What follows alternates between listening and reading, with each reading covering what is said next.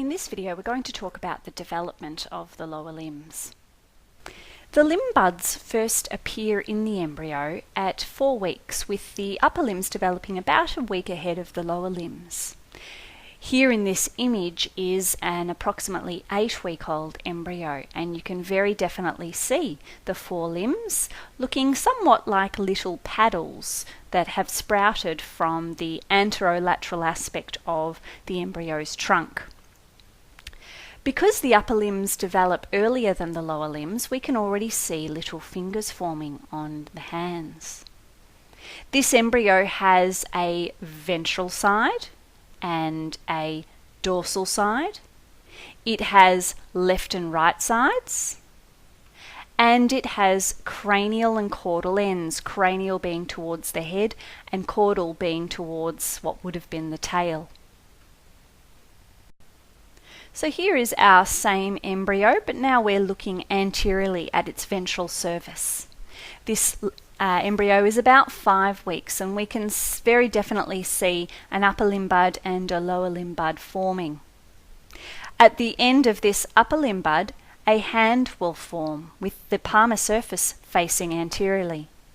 And at the end of this lower limb bud, a foot will form with the plantar surface of the foot, which is the equivalent of the palm, also facing anteriorly. This means that both the thumb and the big toe are in the same position relative to the other digits. They both lie lateral to the other digits in both the upper and lower limbs. If, however, you were to think about yourself standing in anatomical position, yes, your thumb is still located lateral to your other fingers. However, your big toe now sits medial to the other toes. And this occurs due to a rotation of the lower limbs during embryonic development, which we will discuss soon. So here is a diagrammatic version of one of these limbs. So that we can imagine that the limb pushes out laterally from the trunk as it's forming. And we can imagine that there is a central axis of that limb. And in fact, a major artery that will supply the limb will follow that path down the axis of the limb. So for both our upper and lower limbs, we will find a major artery travelling down the middle of them. We also now have some edges or borders of this limb. This top border, which is positioned before we reach the axis, is known as the preaxial border, and it corresponds with the thumb or the big toe side of the limb. So here and here would be the preaxial borders of these limbs. Then we have the postaxial border, the undersurface or the lower border. So here and here would be the postaxial borders.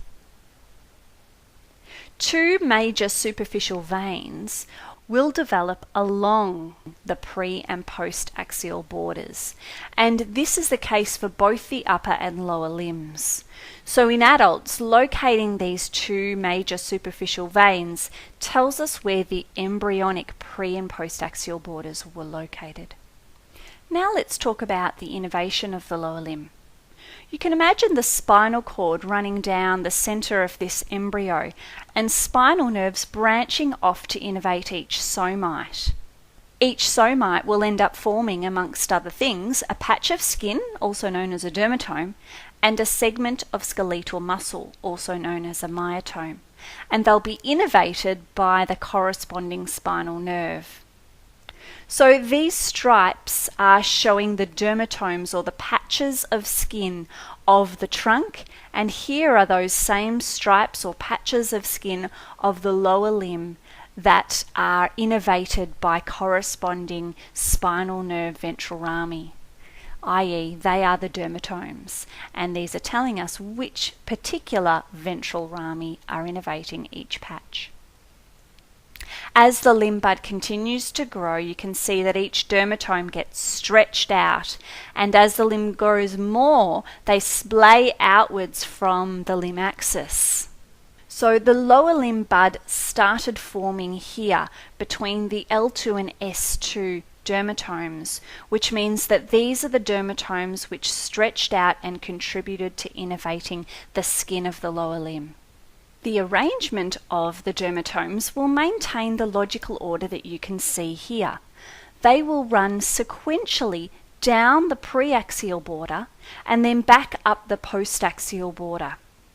And the axial line in the centre is where non-sequential dermatomes meet. So L2 and S2 dermatomes, for example, are adjacent to one another. Now, because we evolved to bipedal stance, our lower limbs needed to rotate around to get the soles of our feet on the ground. So these diagrams show us the sequence of events that result in the lower limbs rotating. So first, the limb buds first appear as protrusions growing out of the sides of the trunk. They continue to grow outwards and flexures eventually appear that bend the limbs in two. These are our elbow and knee joints, and they both bend in the same ways, bending inwards back towards the trunk. In order to eventually stand on our lower limbs, we need the limbs to rotate medially, almost 180 degrees, so that we can orient the sole of the foot onto the ground. So we can see that this rotation begins and continues until almost 180 degrees of rotation has occurred and the sole of the foot can be oriented onto the ground. What this means is that the position of our big toe has gone from being positioned laterally over here in the initial limb bud into a medial position in relation to the limb. So due to this almost 180 degrees of rotation of the lower limbs, the ventral and dorsal surfaces are now facing the other way, which also means that the location of flexor and extensor muscles has changed. I'd like you to pause the video now and have a go at completing these sentences in relation to these surfaces and muscle locations.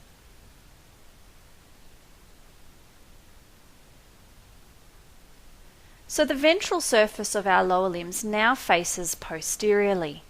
Here is the ventral surface of our lower limbs, which includes the plantar surface of the foot. The dorsal surface now faces anteriorly, so here it would be on our limb.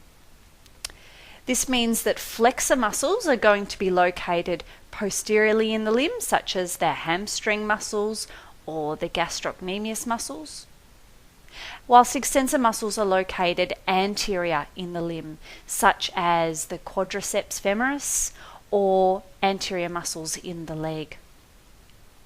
Because of the rotation, the pre- and post-axial borders also had to wrap around and shift in the adult limb. So our preaxial border in the embryo would have been following down to the big toe side of the limb, and the post-axial border would have headed back up from the little toe side back up the limb.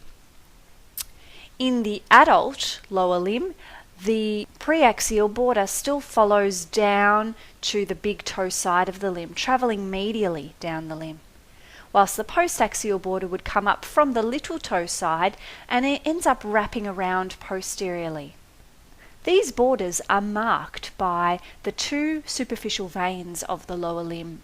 The great saphenous vein marks the preaxial border, and the short saphenous vein marks the postaxial border of the limb. Remember, however, that blood travels from distal to proximal through these veins, returning blood to the heart. I'd now like you to test your knowledge by completing the following activity. First, there are two statements that you need to read and fill in the blanks for. Then, based on this knowledge, I'd like you to have a go at labelling this diagram here with each dermatome, so filling in these boxes with each dermatome that's innervating each patch of skin. It's okay if you're unsure. I'd like you to have a guess based on these previous two statements, which should guide you to the answers. We'll find out the true answers as we continue through the video segments.